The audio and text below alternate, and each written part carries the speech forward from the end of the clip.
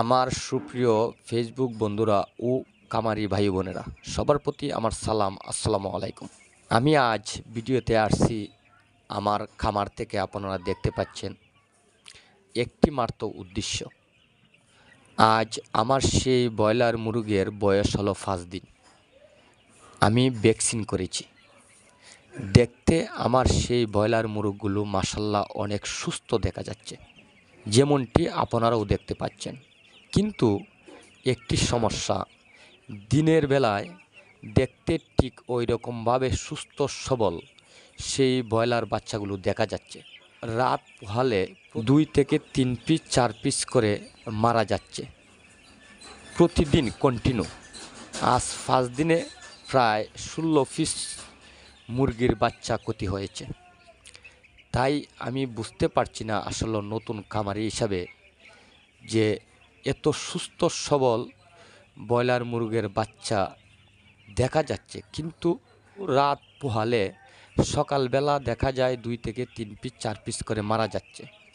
এটার বা কী কারণ?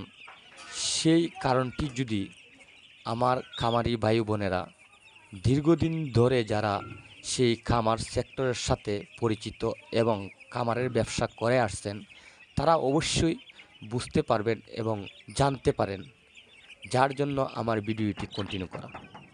আপনারা যদি জানেন এবং সেই মরার কারণ কি যদি বলতে পারেন, তাহলে অবশ্যই আপনাদের মূল্যবান মতামতটি কমেন্ট বক্সের মাধ্যমে জানাবেন।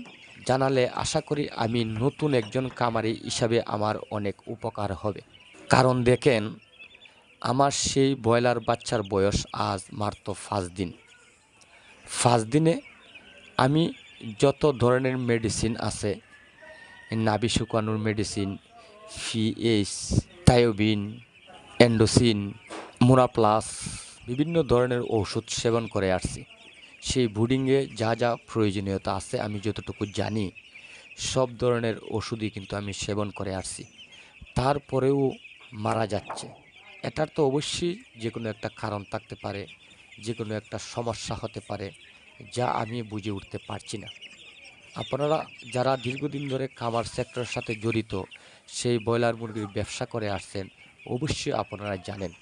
যদি কেউ জানেন তাহলে দয়া করে অবশ্যই জানাবেন কেন সেই বাচ্চাগুলো মারা যাচ্ছে।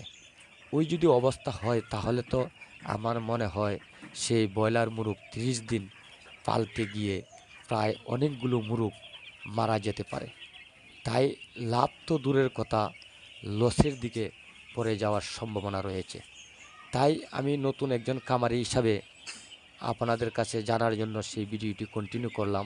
সকলেই ভালো থাকুন, সুস্থ থাকুন। আসসালামু আলাইকুম।